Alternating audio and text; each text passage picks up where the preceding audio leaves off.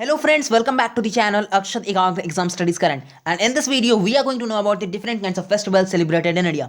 तो ऐसे बहुत सारे फेस्टिवल्स हैं जो कि आपके एग्जाम पॉइंट ऑफ व्यू से बहुत ही ज़्यादा जरूरी है, लेकिन ऐसा हो सकता है आपको उनके बारे में उतना ना पता हो, जैसे बहुदा यात्रा, मेरू यात्रा, खीर भवानी मेला, हॉर्नबिल फेस्टिवल, नुआखाई जुहार। तो ये सब जो है ना बहुत ही ज़्यादा इंपॉर्टेंट है आपके एग्जाम पॉइंट ऑफ व्यू से, लेकिन ऐसा हो सकता है हमको इनके बारे में ना पता हो। तो आज हम इस वीडियो में इसी तरह के और भी ज़्यादा फेस्टिवल्स के बारे में जानने वाले, डिटेल स्टडी करने वाले हैं जो कि आपके एग्जाम पॉइंट ऑफ व्यू से बहुत ज़रूरी है और हो सकता है हमको इनके बारे में ना पता हो। सो अब हम लोग स्टार्ट करते हैं अपने वीडियो को और सबसे पहले जानते हैं अबाउट नुआखाई जुहार। तो Nuakhai is an agriculture festival mainly observe by the people of western Orissa and southern Chhattisgarh. तो ये जो नुआखाई जुहार फेस्टिवल है ये मेनली एक एग्रीकल्चर फेस्टिवल है और मेनली ऑब्जर्व किया जाता है by the people of western Orissa and southern Chhattisgarh. इसको हम लोग हिंदी में देखते हैं कि नुआखाई मुख्य रूप से पश्चिमी उड़ीसा और दक्षिणी छत्तीसगढ़ के लोगों द्वारा बनाने वाला एक कृषि त्यौहार है। ये कैसा त्यौहार है? एग्रीकल्चर फेस्टिवल है, कृषि त्यौहार है। ये उस समय मनाया जाता है जब चावल की नई उगाई गई खारिफ क्रॉप पकने लगती है। कैलेंडर के अनुसार ये भाद्रपद या भद्रा महीने के चंद्र पखवाड़े की पंचमी तिथि पर मनाया जाता है। ऐसा हम लोग बोल सकते हैं गणेश चतुर्थी के दूसरे दिन मनाया जाता है, और जो गणेश चतुर्थी हमको पता है अगस्त सितंबर के बीच में पड़ता है, और उसी के जस्ट गणेश चतुर्थी के दूसरे ही दिन ये सेलिब्रेट किया जाता है। ये झारखंड में पश्चिमी उड़ीसा और सिमडेगा के आसपास के क्षेत्रों का सबसे महत्वपूर्ण सामाजिक त्यौहार है, जहां उड़िया संस्कृति बहुत अधिक प्रमुख है। तो झारखंड में सिमडेगा में मनाया जाता है क्योंकि वहां पे जो उड़िया संस्कृति है वो बहुत ही ज़्यादा प्रमुख है।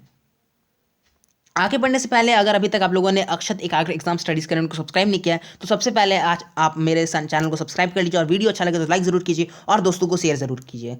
तो अब हम लोग देखते हैं नेक्स्ट फेस्टिवल के बारे में जो कि ये बहुदा यात्रा। तो ये जो बहुदा यात्रा है ना ये एक return journey of the deities to the Puri Jagannath temple. अब हम लोग देखते हैं कि जो ग्रंथों के अनुसार जो कि मतलब कथाएं हैं उनके अनुसार क्या ये बहुदा यात्रा क्या है। तो भगवान जगन्नाथ और उनके भाई देवी सुभद्रा और भगवान बलभद्र गुड़ीचा मंदिर में जगन्नाथ मंदिर में अपनी चाची के स्थान पे से लौटे थे। तो गुड़ीचा मंदिर जहाँ उनका चाची का स्थान था वहाँ से वो जगन्नाथ मंदिर लौटे थे। तो वो जो रिटर्न यात्रा है ना उसको हम लोग बहुदा यात्रा बोलते हैं। और ये जो बहुदा यात्रा है ये रथ यात्रा के 9 दिन बाद का यात्रा है। 9 दिन के बाद इसे मनाया जाता है बहुदा यात्रा को।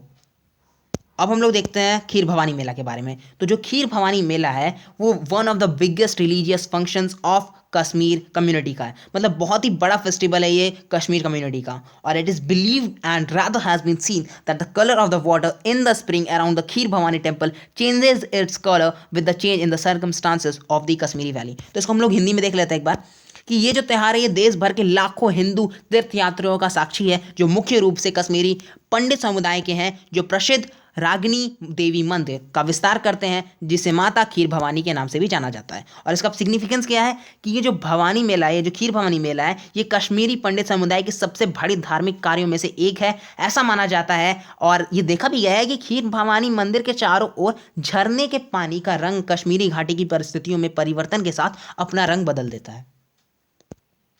अब हम लोग चिथिराई फेस्टिवल के बारे में देखते हैं। तो चिथिराई फेस्टिवल और Chithirai त्रिवीजा is an annual celebration celebrated in the city of Madurai during the month of April। तो अप्रैल के महीने में ये सेलिब्रेट किया जाता है ये चिथिराई फेस्टिवल। और कौन सा जगह पे? City of Madurai. It is celebrated during the Tamil month of Chithirai. तो चिथिराई नाम है फेस्टिवल का, चिथिराई तमिल का एक महीना होता है चिथिराई, वहीं पे सेलिब्रेट किया जाता है। अब हम लोग हिंदी में देख लेते हैं इसके बारे में। तो चिथिराई महोत्सव या चिथिराई थिरुविक्षा अप्रैल के महीने के दौरान मदुरै शहर में मनाया जाने वाला एक वार्षिक उत्सव है। यह तमिल महीने के चैथिराई के दौरान मनाया जाता है। तो जो मैंने बोला चैथिराई मंथ जो तमिल कैलेंडर के हिसाब से होता है उसमें मनाया जाता है। यह एक महीने तक चलता है, मतलब ये एक महीने का त्यौहार है जिसमें पहले 15 दिन मीनाक्षी और भगवान सुदेश्वर और देवी मीनाक्षी के विवाह के राज्याभिषेक का उत्सव होता है। जो 15 दिन होता है वो जो भगवान सुंदरेश्वर और मीनाक्षी देवी है उनके जो विवाह के राज्य अभिषेक का उत्सव होता है। और अगले 15 दिनों तक कोयल में मुदैर के काल जाहगर मंदिर में मुदैर तक की यात्रा के उत्सव को चिन्हित किया गया है।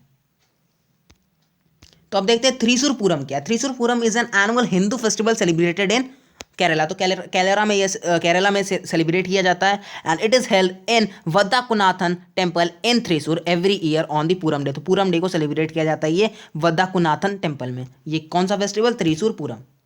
अब हम लोग हिंदी में देख लेते हैं एक बार। त्रिशूर पूरम केरल के में आयोजित एक वार्षिक हिंदू त्यौहार है। यह हर साल त्रिशूर के वंडुकनाथन मंदिर में पूरम दिवस पर आयोजित किया जाता है। यहाँ तक आई थिंक आपको क्लियर हो गया होगा।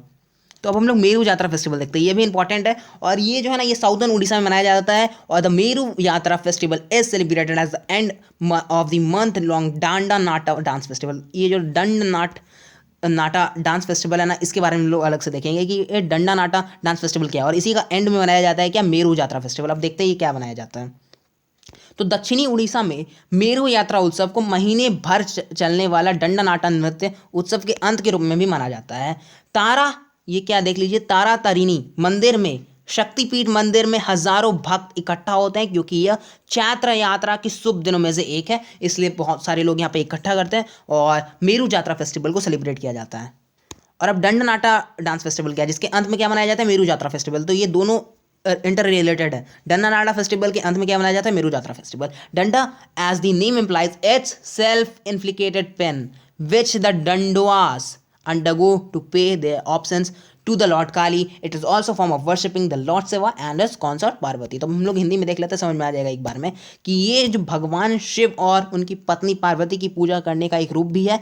त्योहार की उत्पत्ति आमतौर पर उड़ीसा में बौद्ध धर्म के पतन के बाद 8वीं और 9वीं शताब्दी तक पता लगाया जाता है।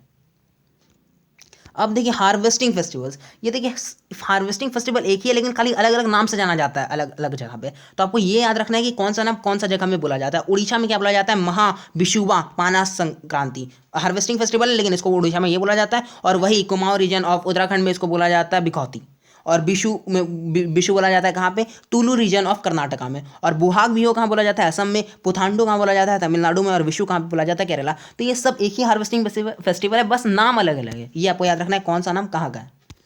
अब देखिए नगोबा यात्रा क्या, Nagoba Yatra is a tribal festival held in Keslapur village in Revali mandal Adilabad district Telangana. तो तेलंगाना के आदिलाबाद डिस्ट्रिक्ट में बनाया जाता है, जो कि जहाँ पे कैसलापुर विलेज है, वहाँ पे ये नगोबा यात्रा मनाया जाता है। और ये देख लीजिए क्यों ये इंपॉर्टेंट, यही लाइन बता देगा आपको। It is the second biggest tribal carnival and celebrated by Mesram clan of Gond tribes for 10 days। तो 10 दिनों तक मनाया जाता है ये किसके द्वारा, गॉन ट्राइब के मैसराम क्लैन के द्वारा। और ये जो सेकेंड बिगेस्ट ट्राइबल कार्निवल है।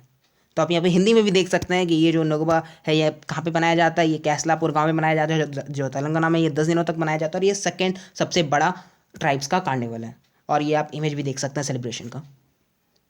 तो अब एपिफैनी फेस्टिवल अब इंपॉर्टेंट क्यों, ये देखिए एपिफैनी फेस्टिवल इसलिए इंपॉर्टेंट है क्योंकि ये 3 ओल्डेस्ट एंड मेजर फेस्टिवल जो कि क्रिश्चियन का उसमें से एक है। 3 कौन कौन है, क्रिसमस, ईस्टर एंड एपिफैनी। तो ये तीनों है। और एपिफैनी के बारे में आई थिंक आपको नहीं पता होगा, इसलिए मैंने यहाँ पे स्पेशली एपिफैनी के बारे में लिखा है। और ये जो है ये 6 जनवरी को बेसिकली मनाया जाता है। Number of Christian sects including Roman Catholics, तो इनके द्वारा मनाया जाता है। और ये जो एपिफैनी है एक दावत का मतलब समझिए जैसे ईद होता है उस टाइप का ये एपिफैनी फेस्टिवल है।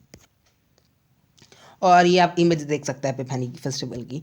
अब ये हॉर्नबिल फेस्टिवल, तो hornbill festival is celebrated is a celebration held every year from 1 to 10 दिसंबर इन कोहिमा नागालैंड। तो ये जो हॉर्नबिल फेस्टिवल है इसे 1 से 10 दिसंबर तक सेलिब्रेट किया जाता है। कहाँ पे, कोहिमा में। नागालैंड का कैपिटल कोहिमा, वहीं पे सेलिब्रेट किया जाता है। और इसका जो पहले बार इसे कब सेलिब्रेट किया गया था 2000 में इसे सेलिब्रेट किया गया था हॉर्नबिल फेस्टिवल को सबसे पहली बार। The festival is named after the Indian hornbill. तो इंडियन हॉर्नबिल के नाम पर इसे रखा गया है। The large and colourful forest bird which is displayed in the folklore of the most of the states tribe. अब इसको हिंदी में देख लेते हैं, एक बार में समझ आएगा। हॉर्नबिल फेस्टिवल हर साल 1 से 10 दिसंबर को कोहिमा नागालैंड में मनाया जाता है।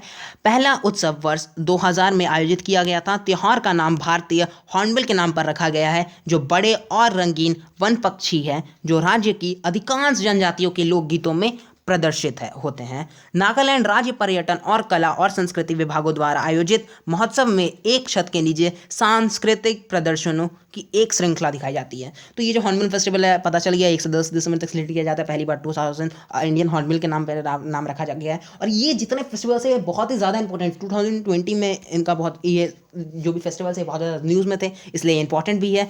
तो अब आपको क्या करना है, आपको नेक्स्ट पार्ट का इंतजार करना है। इसका नेक्स्ट पार्ट भी आएगा जिसमें वर्ल्ड फेस्टिव क्विज होगा। इसमें तो सिर्फ हम लोगों ने इंडियन फेस्टिवल्स के बारे में बात की, तो वो होगा वर्ल्ड फेस्टिव क्विज। तो उसे भी आप लोग जरूर देखिएगा। और उसके लिए आपको क्या करना होगा, सब्सक्राइब करना होगा और बेल आइकन जरूर ऑन करके रखिए कि जैसे ही वो पार्ट आए आप फटाक से देख लें। और तब तक के लिए थैंक यू फॉर वॉचिंग।